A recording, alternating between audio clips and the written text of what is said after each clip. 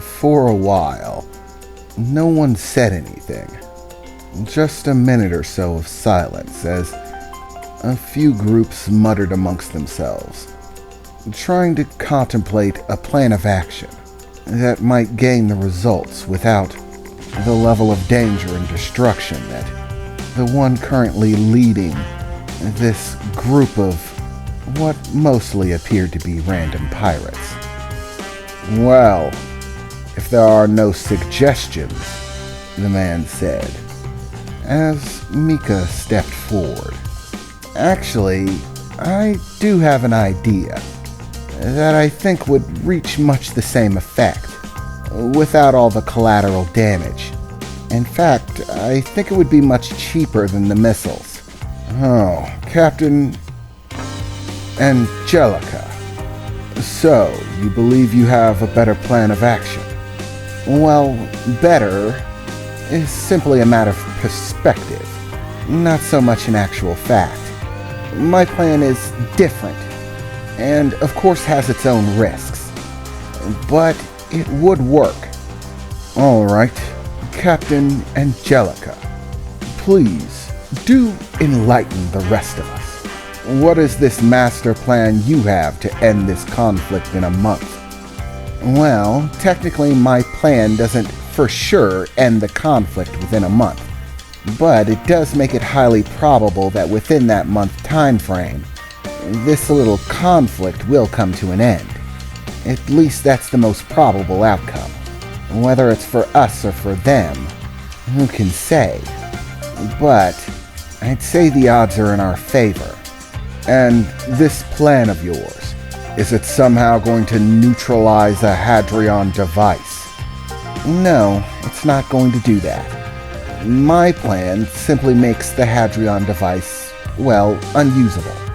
It doesn't destroy it, or scare it away. It simply prevents them from using it. And how exactly do you plan on doing that? Well, Mika replied, quite frankly, it's all a matter of whether we can get what we need. The use of these Hadrian devices is heavily regulated, right? And it's against all parameters in law for them to be used on any habitable world. So, my plan is to counter their use of a major device with a major device of our own. Has anyone here ever heard of a Dolathor device? It's a lot less grand than a Hadrian Minor, but I'm sure at least some of you have heard of it. A Dolathor device is useless. A failed experiment. There's no point in them. All a Dolathor device does is turn the atmosphere of a world into a habitable one. That's all. It's basically worthless, especially considering that there are so many habitable worlds. All any subspecies needs to do is barter for the information of a habitable world that doesn't currently have any sort of population, of which there are countless billions that haven't developed any true sentient species. Thus, a Dolathor device is of no use. Well, maybe not to most.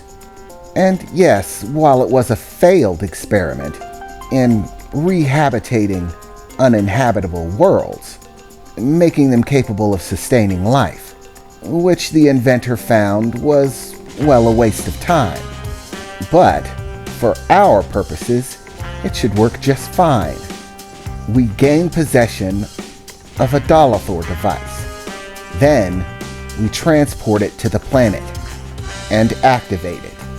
Once the Dolathor device has been activated, it will begin rapidly changing the environment of the planet.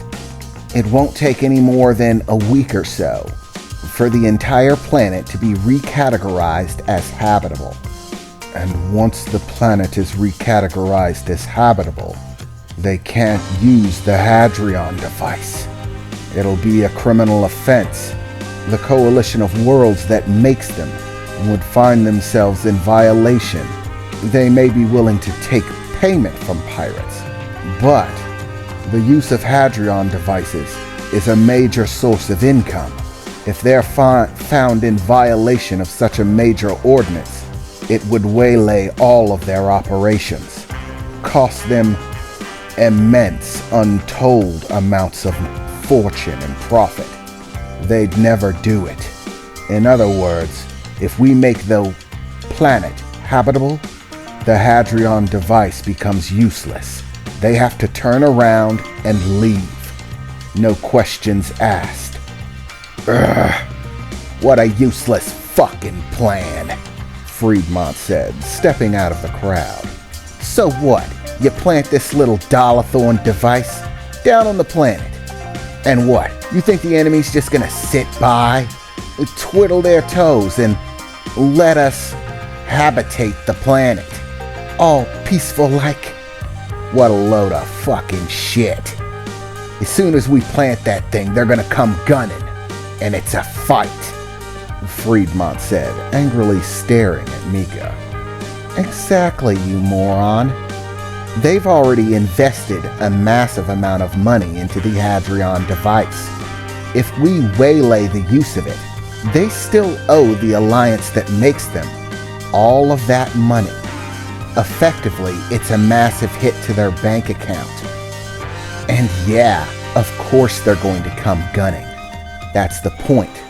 They won't be able to play hide-and-go-seek in the minefields. Those asteroid fields may give them cover, but it keeps them from reacting quickly. With the Dollarthorn device firmly planted on the planet's surface, making it habitable very rapidly, they'll have no choice but to exit their little hidey holes and fight. It'll be an all-out conflict, a war. No games of hide-and-go-seek. They'll have to destroy the Dollarthorn device before it can recategorize the planet as habitable. So, once the Dollarthorn device is planted, all we have to do is wait. We set up a defensive perimeter around the Dollarthorn device and prepare for an attack.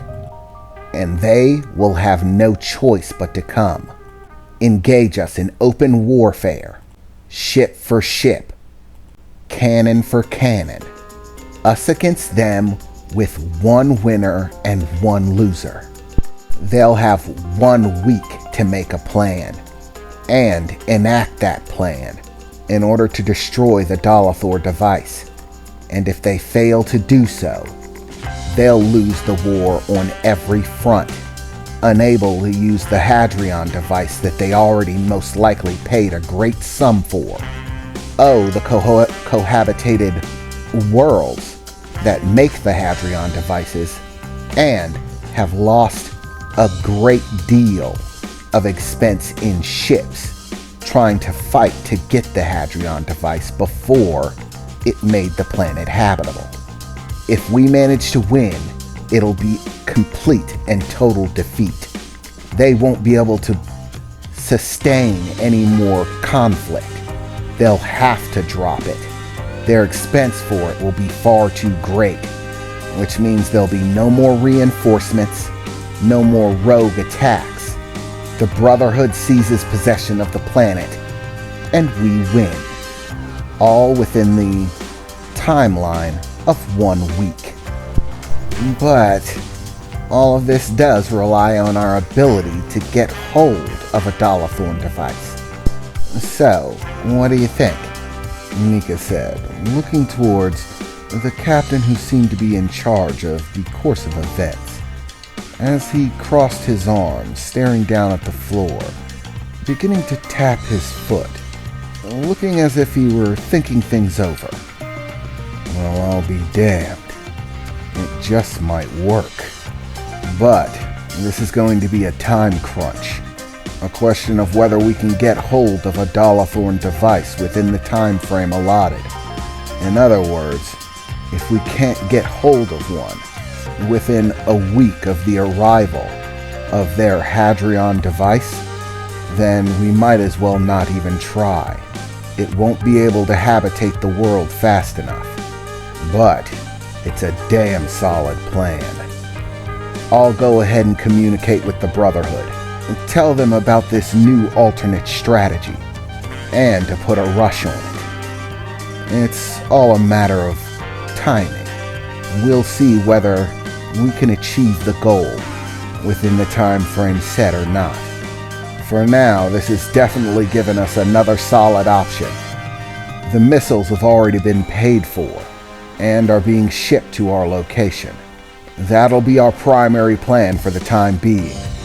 But, by the looks of it, if this Dalathorn device can arrive within the time frame necessary, we'll go with that as our primary plan of action, as it will allow the maximum amount of damage to our enemy's finances. For now, everyone return to your ships and be on guard. This information is not to be dispersed under any circumstances. It is classified captains only. We'll call a meeting later in order to discuss things and find out which plan of action we're going to put into effect first.